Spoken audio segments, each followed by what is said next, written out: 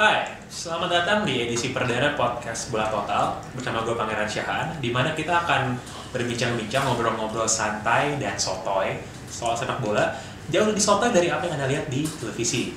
Untuk edisi perdana kali ini, saya sudah mengundang beberapa tamu. Yang pertama adalah Rana Ditya, fans Arsenal yang punya akal sehat. Dan Sorry, jangan bilang akal sehat dulu ya. Tadi gue habis doa. Oh, oke. Gue doa biar gue dapet trofi tahun ini. Amin. Sedangkan yang kedua adalah Mayo, fans Man City.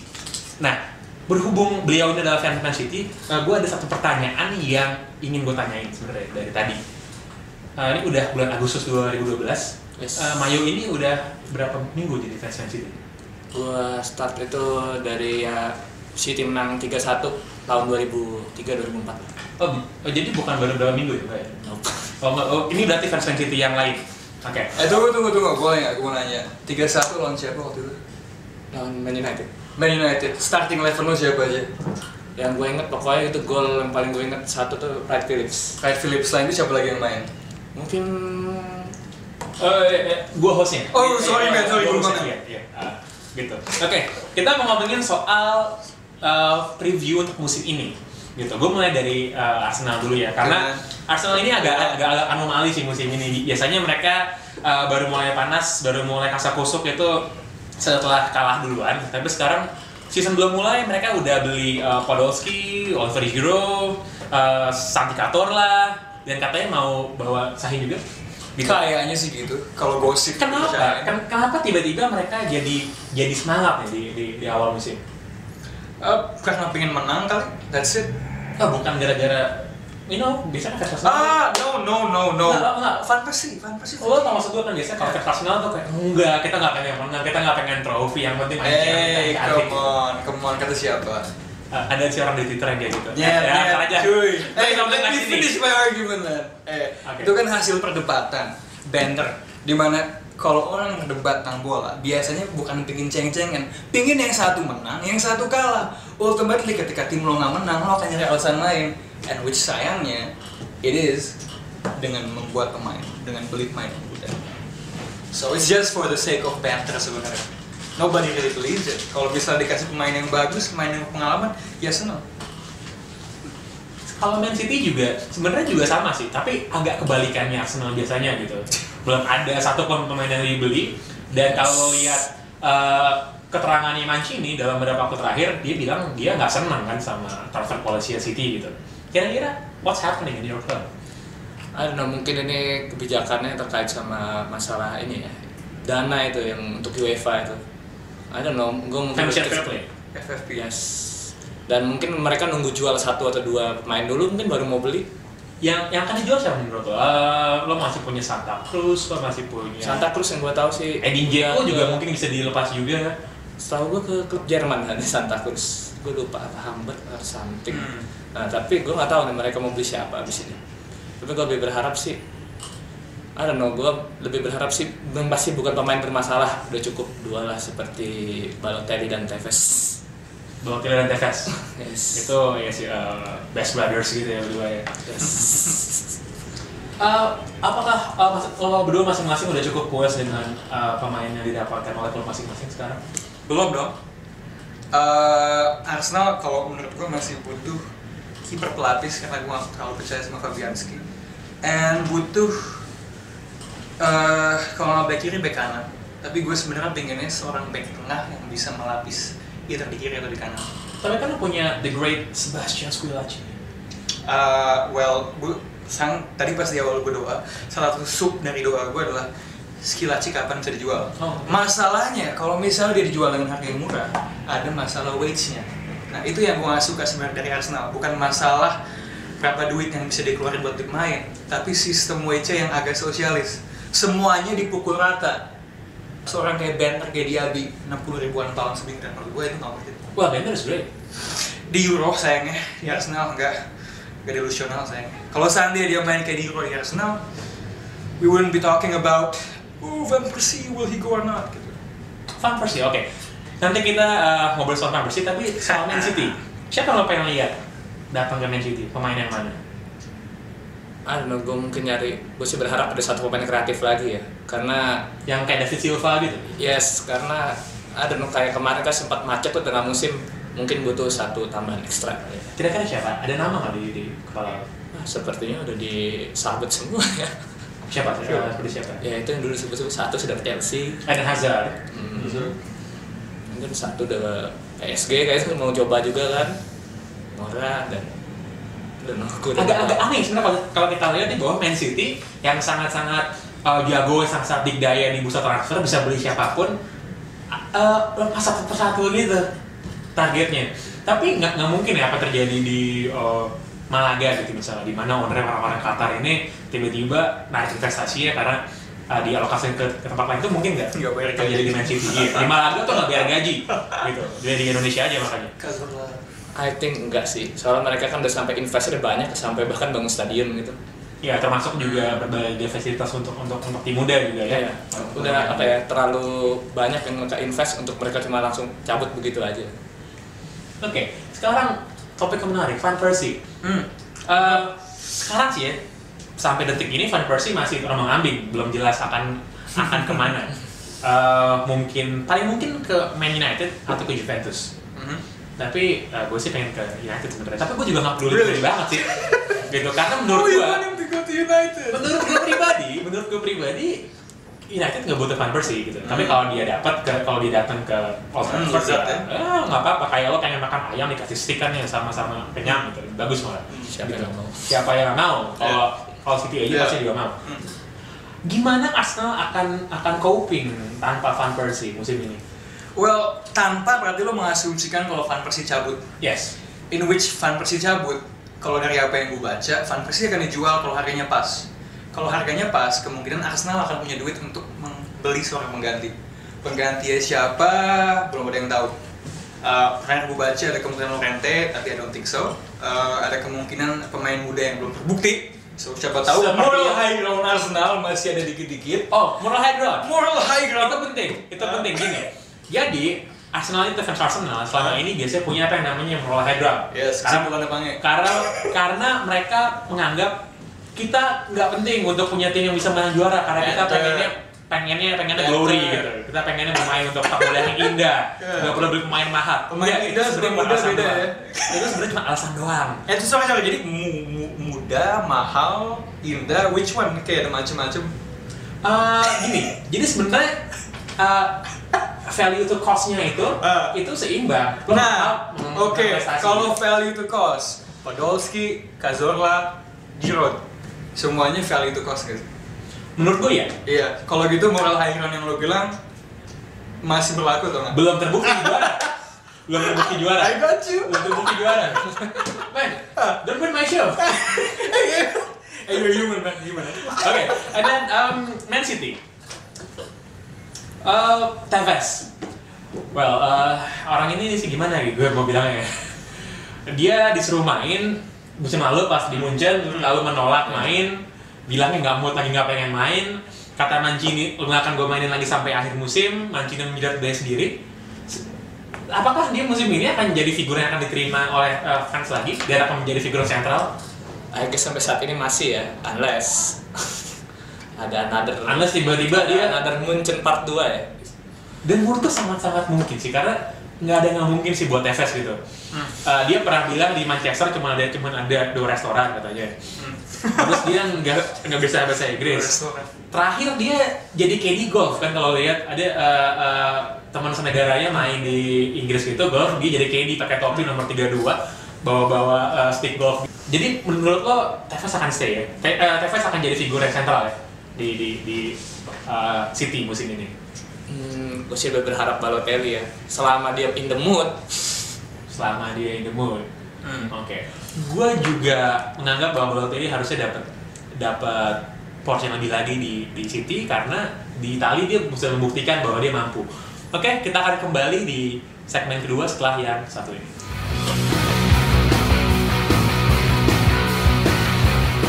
Kembali lagi di diskusi sepak bola yang sotoy bersama Bola Total, masih bersama dengan Mayo dan Rana. Kita ngomongin soal musim lalu. Apa yang bisa dijadikan bahan pelajaran oleh baik City dan Arsenal di musim lalu supaya musim ini bisa berjalan yang lebih baik lagi? bagi gue pengganti Yaya Toure kali ya. Pengganti Yaya Toure kalau dia cedera. Iya, musim lalu tuh kan rusak sewaktu dia ke Afrika. Yes.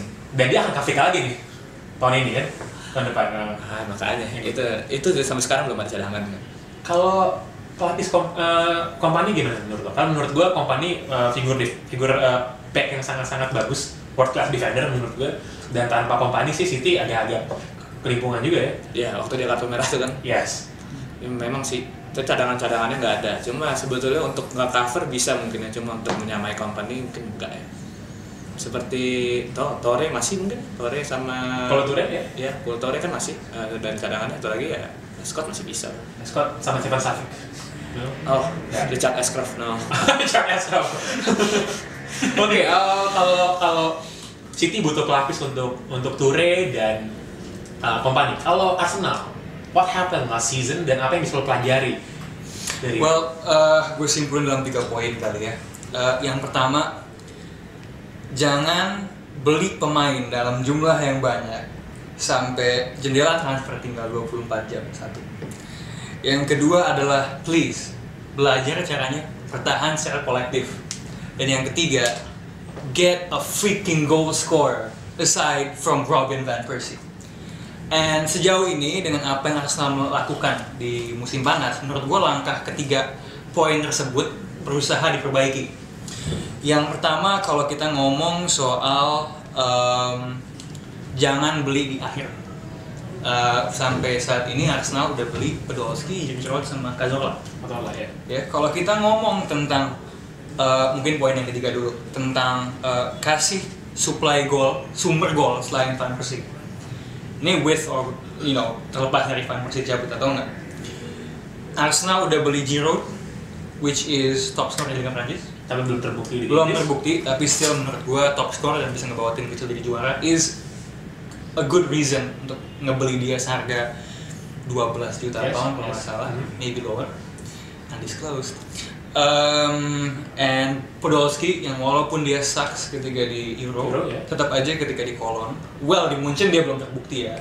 Cuma still dia adalah pemain internasional dengan 100 cup dan dia bisa golin dan dia ngasih Arsenal dimensi yang lain. Dua-duanya Giroud sama Podolski. Giroud ngasih aerial ability, nice hold up play. Podolski ngasih sesuatu yang beda. Arsenal sering main complicated, overplaying. Podolski mainnya direct.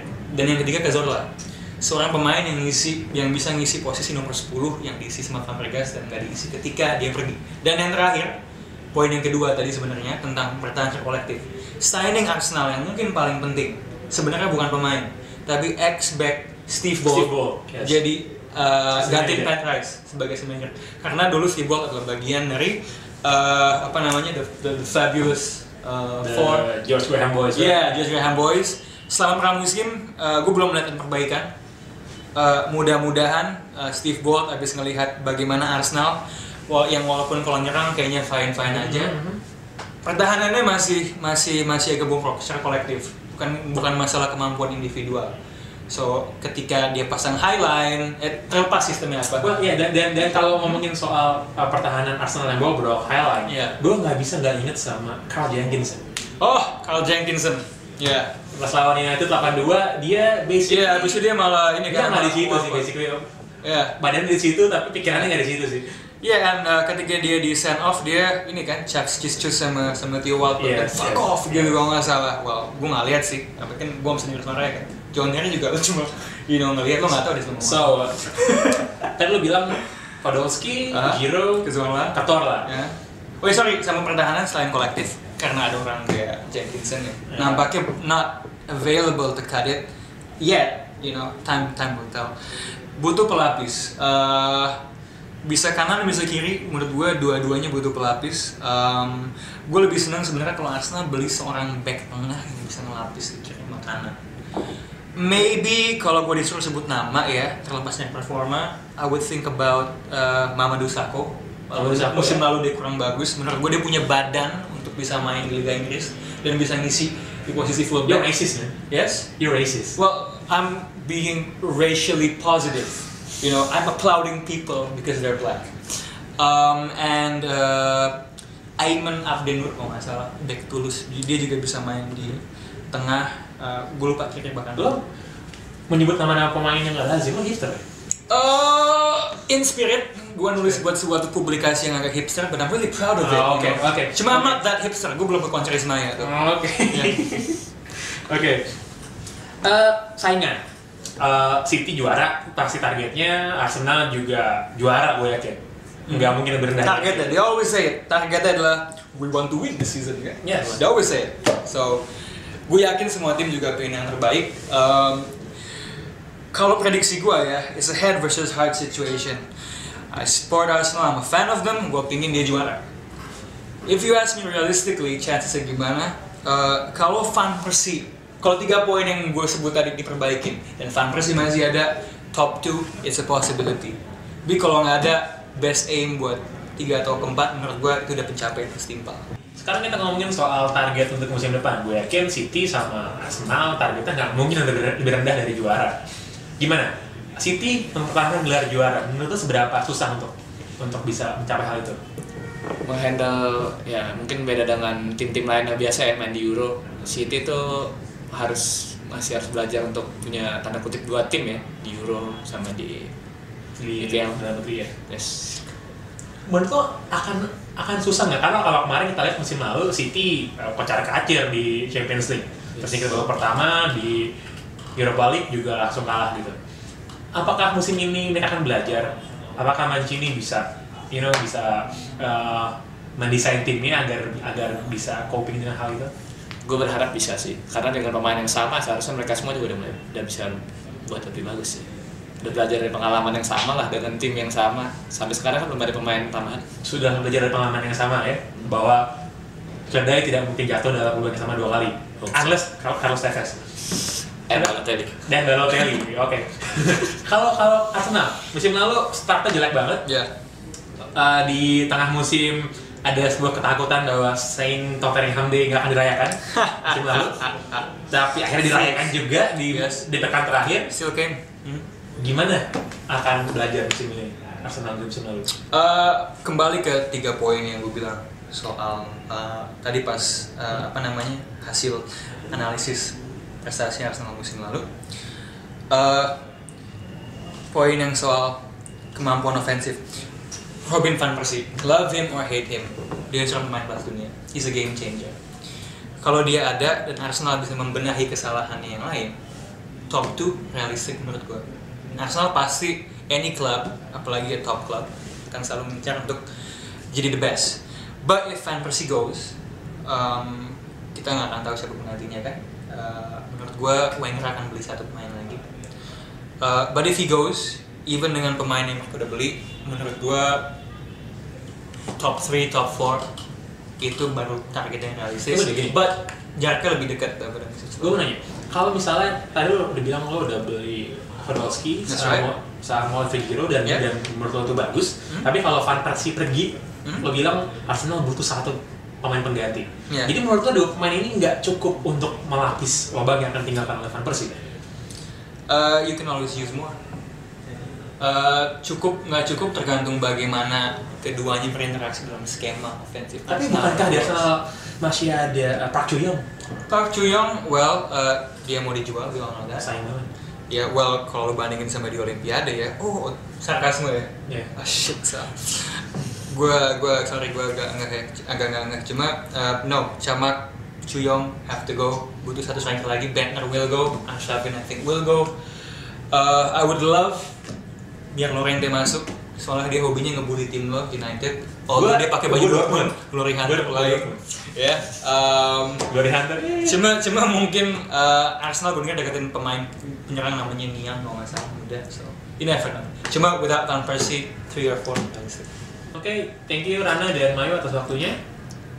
Bilang thank you dong. Oh ya, sama-sama. Gitu baru. Oke. Sekian episode perdana dari podcast Bola Total untuk edisi kali ini. Kita jumpa lagi di edisi minggu depan. Kita akan tetap diskusi yang asik dan tentunya sotoy.